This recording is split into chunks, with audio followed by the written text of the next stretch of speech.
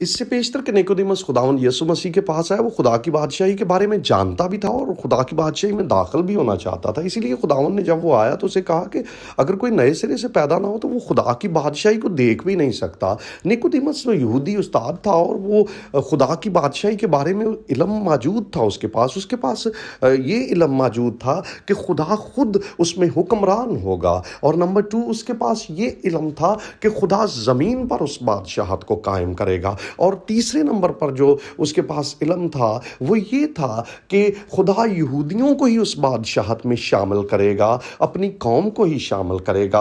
اور لیکن خداوند نے اس کو اس کے میننگ بہت واسٹ بتائے۔ خداوند نے اسے بائبل کی ورس جو کہلاتی ہے وہ دی کہ خدا نے دنیا سے ایسی محبت رکھی کہ اس نے اپنا اکلوتا بیٹا بخش دیا تاکہ جو کوئی بھی اس پر ایمان لائے۔ اس کا مطلب ہے کوئی بھی اس بادشاہت میں داخل ہو سکتا ہے، اور وہ کسی بھی رنگ نسل کا ہو، قبیلے کا ہو، وہ آ سکتا ہے۔ خداوند نے اسے یہ بھی بتایا کہ نیکودیمس اگر تو بھی نئے سرے سے پیدا نہیں ہوگا تو بھی اس بادشاہت میں نہیں جا سکے گا۔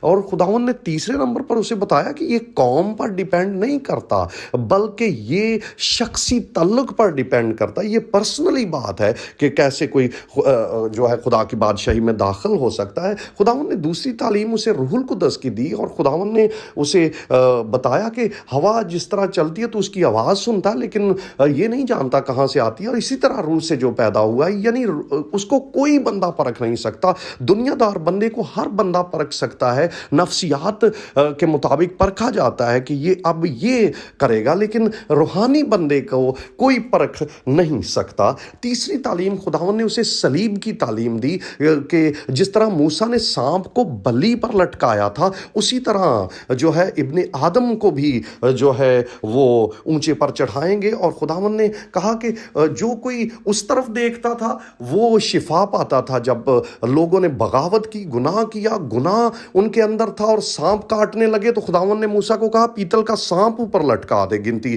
جو ہے وہ کی کتاب کے اندر ہے 21ویں باب میں، تو یہاں پر بھی جو یسوع کی طرف دیکھتا تھا وہ شفا پا جاتا ہے، وہ نجات پا جاتا ہے، گناہ کا ڈنگ ختم ہو جاتا ہے۔ خداوند آپ کو برکت دے۔